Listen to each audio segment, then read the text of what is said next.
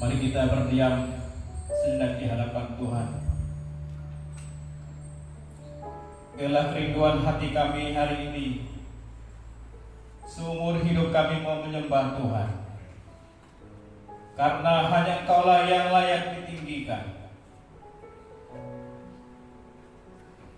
Terima kasih untuk kebaikan-Mu hari ini.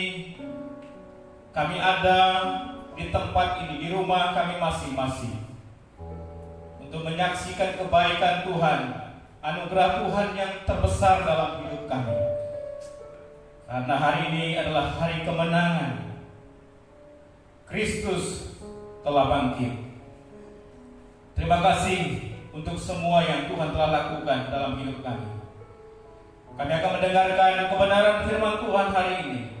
Kiranya Tuhan mengurapi kami semua, hamba-Mu yang akan menyampaikan isi hati Tuhan, memberkati seluruh kebenaran firman Tuhan yang akan disampaikan sehingga menjadi berkat dan nama Tuhan dipermuliakan. Berbicaralah kepada kami sekalian. Kami siap untuk mendengarkan kebenaran firman-Mu.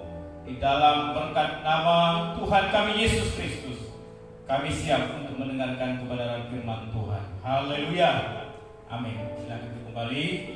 Shalom Bapak Ibu Saudara sekalian, baik yang ada di gereja bahkan di rumah masing-masing hari ini dalam ibadah yang mulai dilaksanakan.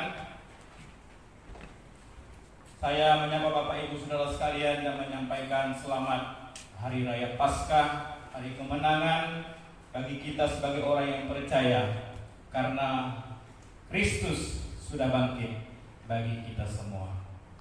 Mari kita membuka firman Tuhan pada hari ini dari beberapa teks firman Tuhan yang menjadi nas kita. Dari 1 Korintus 15 ayat 1 sampai 11, ayat 12 sampai 34, ayat 35 sampai 58. Kemudian tadi sudah dibacakan oleh pembawa acara kita Matius 28 ayat 1 sampai 10. Saya akan membacakan bagian firman Tuhan dalam 1 Korintus pasal 15 di ayat 54 sampai ayat yang ke-57. Ayat 54 sampai ayat yang ke-57 saya akan bacakan untuk kita. Dan sesudah yang dapat binasa ini mengenakan yang tidak dapat binasa, dan yang dapat mati ini mengenakan yang tidak dapat mati, maka akan genaplah firman Tuhan yang tertulis, maut telah ditelan dalam kemenangan. Hai maut, di manakah kemenanganmu? Hai maut, di manakah sengatmu? Sengat maut ialah dosa, dan kuasa dosa ialah hukum Taurat. Ayat 57. Tetapi syukur kepada Allah yang telah memberikan kepada kita kemenangan oleh Yesus Kristus Tuhan kita. Kiranya kita diberkati oleh Tuhan. Makna kebangkitan Kristus bagi orang percaya.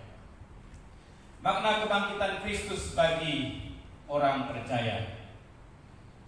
Saudara sekalian dikasihi oleh Yesus Kristus, berbicara tentang Hari Raya Paskah, maka ada beberapa hal yang mau saya garis bawahi bagi kita pada hari ini. Yang pertama, mengingatkan kita akan kata dalam bahasa Ibrani itu Pesach atau Passover, yang berarti melewati. Dalam perjanjian lama, perayaan Paskah untuk memperingati ketika bangsa Israel ada di Mesir. Kita ketahui pada waktu itu malaikat maut telah membunuh semua anak sulung di Mesir dari ancaman Raja Mesir pada waktu itu. Tetapi kata Paskah, yaitu melewati, rumah-rumah orang Ibrani yang tiang pintunya ditandai dengan darah anak domba. Di dalam Keluaran pasal 12 ayat 11, untuk pertama kalinya Allah menetapkan Paskah untuk dirayakan oleh bangsa Israel. Pada malam sebelum keluar dari Mesir, bangsa Israel harus menyembelih seekor anak domba yang tak bercacat. Darahnya digosokkan pada kedua tiang dan ambang pintu rumah mereka. Pada malam itu malaikat kematian melewati setiap rumah yang memiliki tanda darah, sehingga kematian anak sulung tidak terjadi. Dalam perjanjian baru, Paskah adalah hari raya kebangkitan Yesus Kristus dari antara orang mati. Ibrani 9 ayat 28. Saya senang dengan ayat ini. Bapak Ibu bisa lihat, jemaat Tuhan bisa memperhatikan di Ibrani pasal 9 ayat 28. Demikian pula Kristus hanya satu kali saja mengorbankan dirinya untuk menanggung dosa banyak orang. Sesudah itu ia akan menyatakan dirinya sekali lagi. Kapan? Ia tidak menanggung dosa lagi, tetapi menganugerahkan keselamatan kepada mereka yang menantikan dia, atau kedatangan Kristus yang kedua kalinya ke dalam dunia ini. Hari ini adalah hari kemenangan.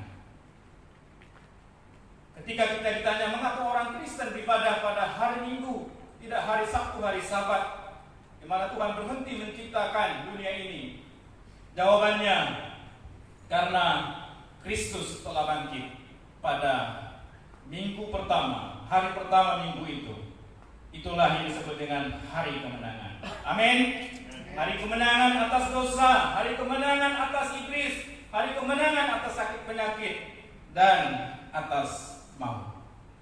Kebangkitan Kristus sebagai yang sulung.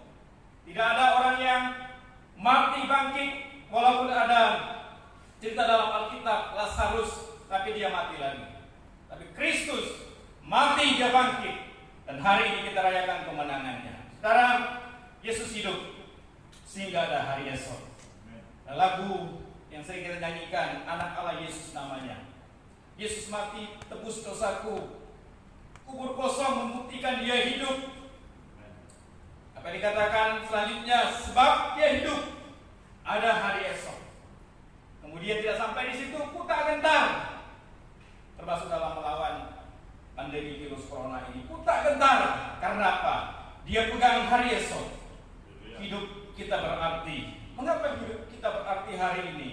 Sebab dia hidup.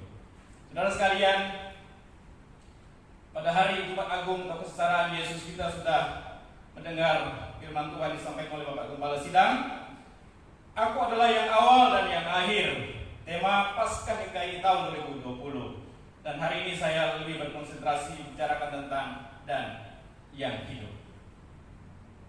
Apa makna kebangkitan Kristus bagi orang percaya?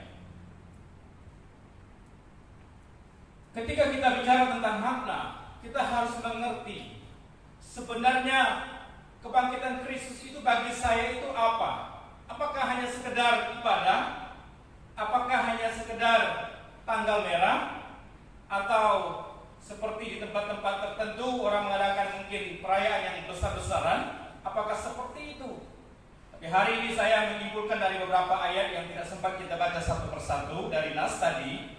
Yang pertama, kebangkitan Kristus menggenapi firman Tuhan. Ayat 3 sampai ayat yang keempat.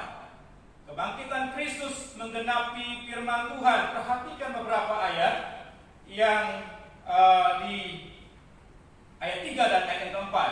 Sebab yang sangat penting telah kusampaikan kepadamu, yaitu apa yang aku terima sendiri, ialah bahwa Kristus telah mati. Itu poin pertama, karena dosa-dosa kita. Poin yang kedua, sesuai dengan kitab suci, itu digenapi. Ayat 4, bahwa ia telah dikuburkan, juga digenapi. Dan bahwa ia telah dibangkitkan, juga digenapi. Pada hari yang ketiga juga jelas dikatakan, sesuai dengan kitab suci. Inilah penggenapan firman Tuhan yang tidak kita ragukan hari ini. Lalu kita melihat ke belakang di dalam nubuat atau kitab perjanjian lama. Kejadian 3:15, aku akan mengadakan permusuhan antara engkau dan perempuan ini, antara keturunanmu dan keturunannya.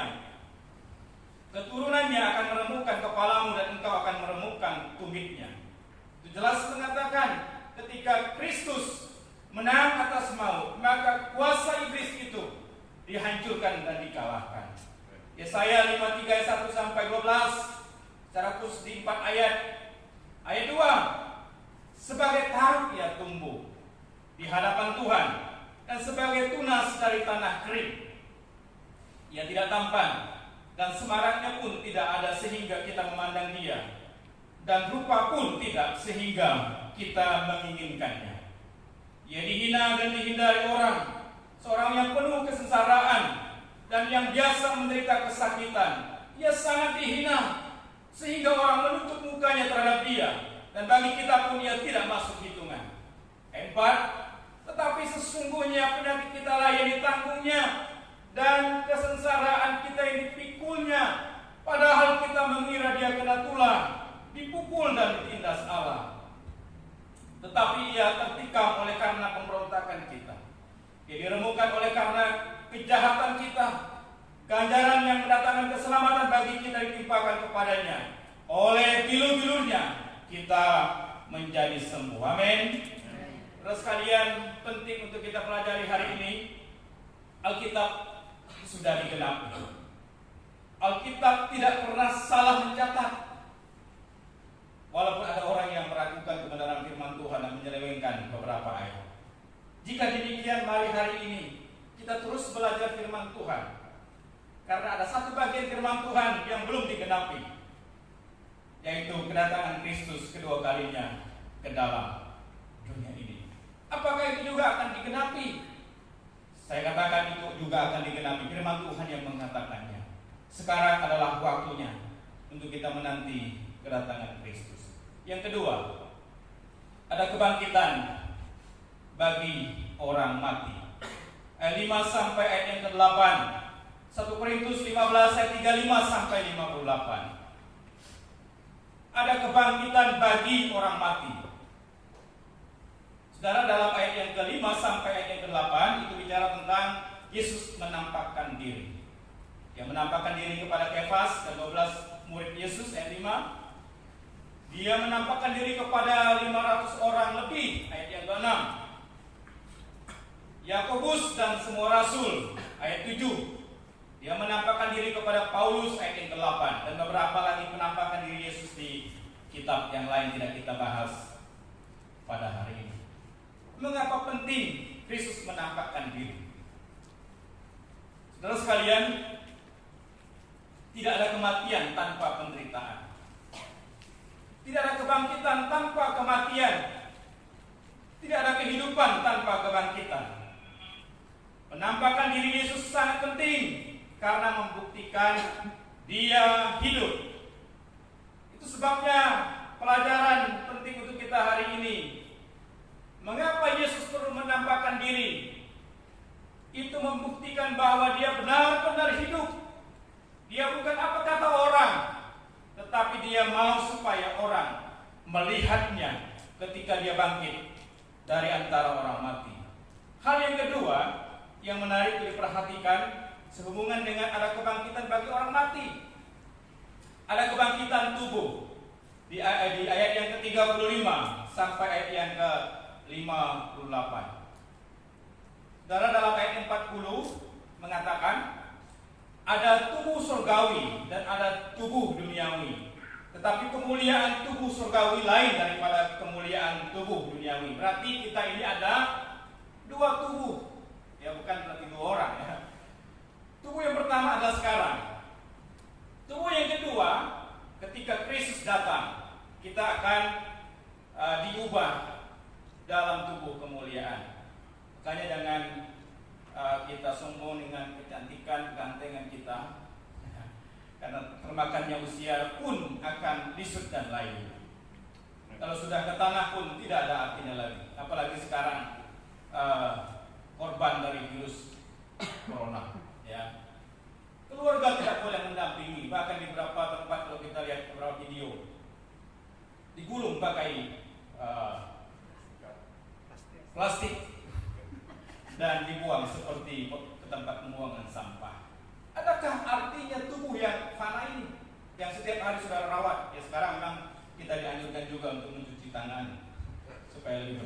Tetapi suatu kali kelak tubuh fana ini akan kita tinggalkan. Kita akan memiliki tubuh surgawi. Ayat 48, makhluk-makhluk alamnya sama dengan dia Adam yang berasal dari debu tanah, dan makhluk-makhluk surgawi sama dengan dia Kristus yang berasal dari surga. Saudara sekalian, saya senang dengan kata penting itu di bagian ketiga, ya. Dan saya berusaha mencari referensinya, tidak ada juga, cuma saya membuat kesimpulan sendiri. Di pasal 15, saudara lihat ada beberapa hal yang menarik di situ, ya. Di pasal yang 42, demikianlah pula halnya dengan kebangkitan orang mati. Ditaburkan dalam kebinasaan atau dikuburkan, dibangkitkan dalam ketidakbinasaan, kebangkitan tubuh. Artinya ketika kita dikuburkan, ya, kalau di tempat kita di sini Sungai Kakap, bahkan sekarang ada yang sering kelewatan, ya, karena jalannya sudah bagus tapi pelangnya tidak kelihatan, nyasar sampai ke pantai Kakapnya. Di sanalah kebinasaan dikuburkan fisik kita ini, tapi kita akan dibangkitkan dalam kebangkitan tubuh. Saudara sekalian, mengapa penting? Seperti saya katakan tadi ayat 15, saya menerjemahkannya, ya, kebangkitan Kristus. Perhatikan judul dari Lembaga Alkitab, ya, ayat pasal 15, kebangkitan Kristus. Saya percaya di dasar, ya. Ketika kita mengerti akan kebangkitan Kristus, maka di ayat 12 sampai ayat yang ke-34 itu kebangkitan kita. Paulus mengajarkan kebangkitan kita. Percaya tidak? Kalau kita ini bangkit, seperti pertanyaan orang Saduki tentang kebangkitan. Dalam Lukas 20 ayat 27 sampai 40, mereka tidak percaya akan adanya kebangkitan orang mati sampai hari ini. Lalu, saudara lihat kebenaran firman Tuhan ini seperti saya katakan seperti sebuah narasi atau cerita yang menarik. Di pasal 15 ayat 35 sampai 58, kebangkitan tubuh. Artinya begini, kalau kita percaya akan kebangkitan Kristus, mestinya kita harus percaya akan kebangkitan saya dan saudara kita, ya. Kalau kita percaya akan pada suatu kali kelak Kristus datang, orang mati akan dibangkitkan, maka kita juga percaya akan kebangkitan tubuh. Ya, itu kesimpulan saya dari 3 teks ini yang disimpulkan menjadi kebangkitan Kristus, kebangkitan kita, dan kebangkitan tubuh. Saudara sekalian yang dikasihi oleh Yesus Kristus, kebangkitan Kristus membuktikan dia menang atas maut. Ayat 26, 54 dan 56 ayat yang sudah kita baca tadi. Sekali lagi penekanannya adalah semua manusia akan mati, dan sama seperti manusia ditetapkan untuk mati hanya satu kali saja, sesudah itu dia dihakimi. Ibrani 9 ayat 27. Semua kita akan mati. Semua kita sedang antri acak, bukan antri seperti di bank. Antri di bank nomor 1, selanjutnya nomor 2, selanjutnya nomor 3. Kalau dalam kematian, nomor 3 bisa duluan dari nomor 1. Ya, kalau di antri di bank saudara bisa marah, tapi kalau di dalam kehidupan kita kepada dunia kematian, tidak ada satupun yang bisa berkata tidak. Sebab itu, seperti khotbah pengembalaan minggu yang lalu, hari ini banyak orang yang takut mati. Karena apa? Karena mereka tidak punya pengharapan. Yang terakhir, terus sekalian, yang ketiga, supaya kepercayaan dan pelayanan kita tidak sia-sia. Itu yang saya temukan. Sebenarnya beberapa hal lain lagi, tapi saya hanya menyimpulkan di poin ini, hanya 3. Ayat 14, tetapi andai kata Kristus tidak dibangkitkan, maka sia-sialah pemberitaan. Saya beri dalam tanda kurung di situ pelayanan kami, dan sia-sia juga kepercayaan atau iman kami. Saya membuat kata kuncinya begini: percaya ada kebangkitan Kristus, maka ada kebangkitan orang percaya atau kebangkitan orang mati. Intinya di situ. Kalau saudara tidak percaya kepada kebangkitan orang mati, berarti tidak percaya kebangkitan Kristus. Kalau hari ini kita percaya ada kebangkitan Kristus, berarti ada kebangkitan orang mati. Itu sebabnya mengapa kita tidak harus berduka cita berlarut-larut, seperti dikatakan dalam 1 Tesalonika pasal yang keempat tentang kedatangan Tuhan. Karena satu kali kelak kita akan bertemu muka dengan muka. Ini jaminannya. Ini adalah ayat yang membuktikan bahwa kita akan bertemu muka dengan muka dengan orang yang sudah mendahului kita, yang hari ini mereka sudah meninggal. Mengapa penting kepercayaan? Saya mau menekankan beberapa hal penting dalam poin ini, saudara sekalian, supaya kepercayaan kita tidak akan sia-sia. Ayat 14, 18, pertanyaannya, adakah orang di dunia ini menyembah sesuatu lalu sia-sia? Saya tidak katakan agama-agama tertentu salah, tidak. Itu pada poin saya. Tapi kita hanya menganalisa dari ayat ini, merenungkannya. Kalau kita percaya kepada Yesus Kristus yang bangkit, maka kepercayaan kita tidak akan sia-sia. Karena apa? Karena Dia hidup, bukan mati. Paulus katakan, saudara lihat di dalam poin itu, saya sangat terharu dengan kalimat yang terakhir pada bagian terakhir. Dikatakan begini, aku adalah yang paling hina dari semua rasul, ayat 9. Pada waktu Yesus menampakkan dirinya, aku adalah yang paling hina daripada semua rasul. Dikatakan juga, aku telah menganiaya jemaat Allah, ayat 9. Aku lebih keras bekerja dari mereka hari ini. Ketika firman Tuhan ini ditulis, pelayanan Paulus bahkan tidak jarang membawa diri kami ke dalam bahaya. Mengapa mereka mau?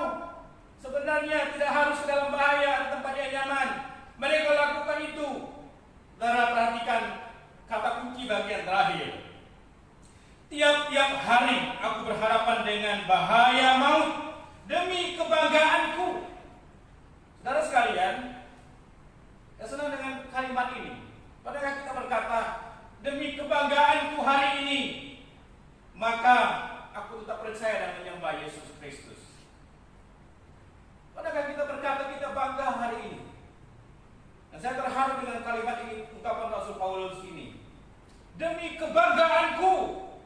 Mengapa Paulus katakan demi kebanggaannya?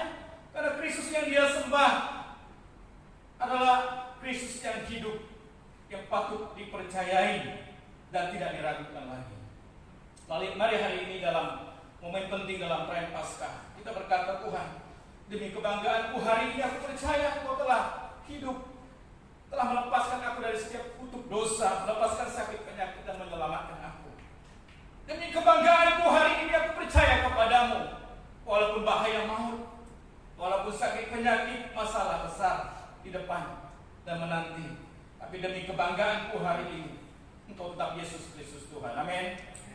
Mengapa penting pelayanan? Bagian terakhir, ketika kita percaya Yesus bangkit, maka saya dan saudara di tempat ini, dimanapun kita berada, kita melayani tidak pernah sia-sia.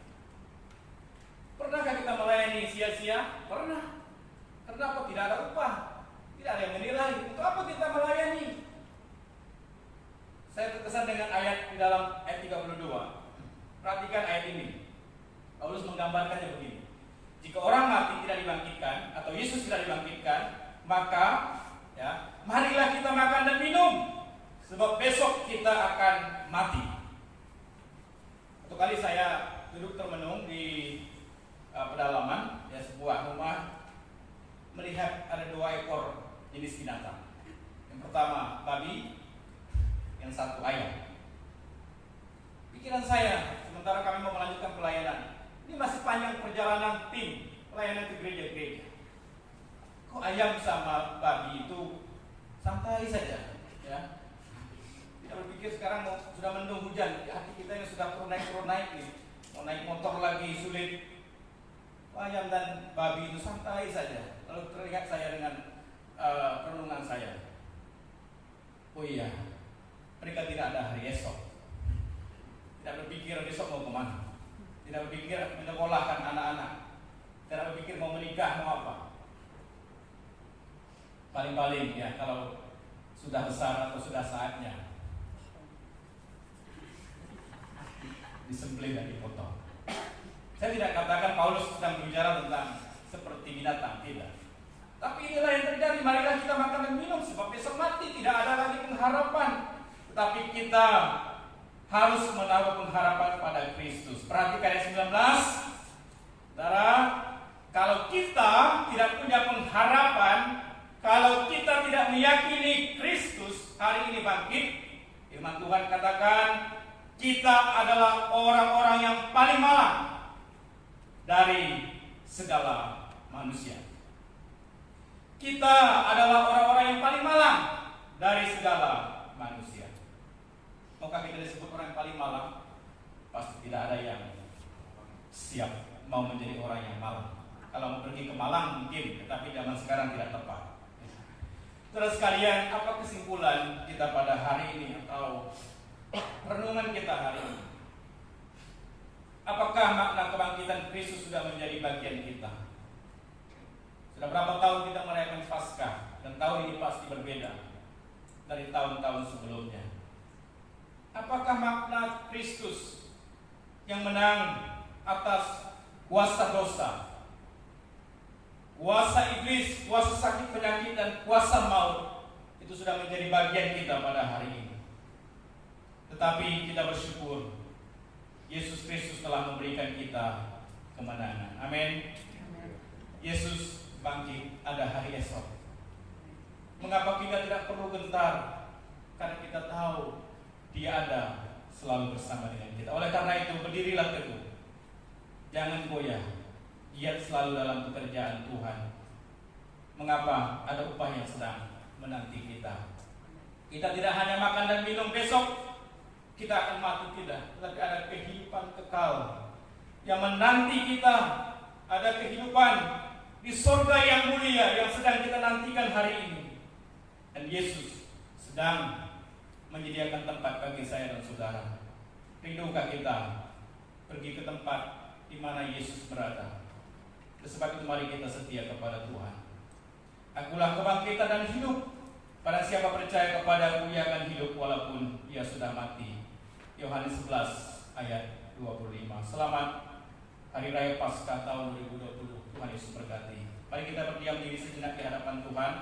Saya menyerahkan pada Bapak Gembala Sidang untuk meneruskan ibadah dan sekaligus mengakhiri ibadah kita. Mari kita merenungkan kasih Tuhan hari ini.